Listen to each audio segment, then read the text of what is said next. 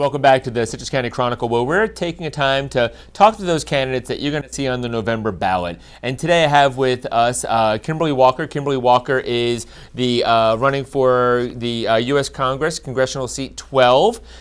This is the seat that we were just reapportioned into. Previously, we were part of District 11. Now we're part of District 12, and it's a whole new brave world for us. So Kimberly, welcome, and thanks for coming out today. Thank you. Thank you. Yeah. So Kimberly, tell us a little about yourself. So I am a fifth-generation Floridian, originally from Orlando, Florida. I grew up in a large family, and we didn't have much, but my family instilled in me the principles of hard work and the value of a good education. I served 8 years active duty in the United States Army, and after the Army, after I ended up getting out of the military, I worked for a little bit, and then 9/11 happened, and so I decided to go back in. I ended up serving in the Florida Air National Guard. I was stationed at MacDill Air Force Base at the 290th Joint Communications Support Element. I am a software engineer. I have a Master's of Science in Information Technology from the Florida Institute of Technology. And I've worked in both public and private sector, but mostly for the government, for the federal government. I'm a government contractor. I've worked for U.S. SOCOM. I now work for the Department of Treasury and also the Department of Defense. So I have 2 full-time jobs and running for Congress. So I won't ask you what you do in your spare time because it doesn't exist, right? Very good. So let's get into a couple questions here. Just kind of get, so you're running for U.S. Congress where the decisions that you guys are going to belabor over are those that impact us as a country, right? But if we can kind of somewhat dial this down to Citrus County, to this part of Florida, to District 12, and so what are those 2 or 3 big issues that you see that we need to have impact in Washington, D.C., that you can have impact on, that are those issues affecting Citrus County?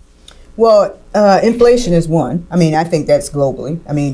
But inflation is the big one. Your infrastructure. I mean, I've talked to several people here in Citrus County that they're concerned about the infrastructure, especially Industrial Park, where they want to be able to bring more jobs. So that's a big one here. And in healthcare, I think healthcare will always kind of be a big issue until we can actually solve it and make sure that every American has access to affordable healthcare. Okay. And how do you think you play a role in trying to have impact in any of those areas? For healthcare example, I do have actually a plan to lower the cost of prescription drugs. I want to reform the patent laws that the pharmaceutical companies are currently abusing.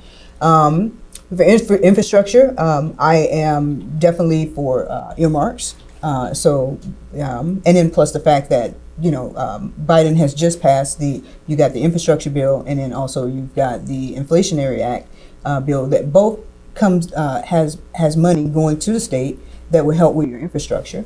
So Congress does play a big part on trying to get that money out there. Right now, I think earmarks are really pretty cool, where we can actually give money towards the community. Yeah. Okay, good. So if you're fortunate enough to get elected, what do you see as the biggest issue facing Congress right now coming into this next session? I think the inflation right now is pretty big because people, especially the housing crisis. Here in Citrus County, you have you're growing and you have more people moving here, and then we have an issue with homes, and then also your multifamily homes. So I think right now we really need to focus on the housing and inflation. Okay. So what would be your approach if you're fortunate enough to get elected? What would be your approach with working across the aisle, working with those folks that are not in the same party to get good things accomplished? Well, I did it when I was in the military, and I do it as a government contractor too, as well. It's just working across the aisles, and because my main thing is I'm here for the people. I'm not here for whatever party I'm in for. The Democratic Party or the Republican Party. My main focus is helping people. So if the Republicans have a good idea, and I think that it will definitely help working families, I will definitely vote for it. So I don't. Yeah, I'm a Democrat, but at the same time, like I said, my main priority is to make sure that working families here in America are taken care of. Very good, very good. Well, that was a conversation with Kimberly Walker. Kimberly Walker is running for U.S. Congress, District 12. Thank you so much for your time today.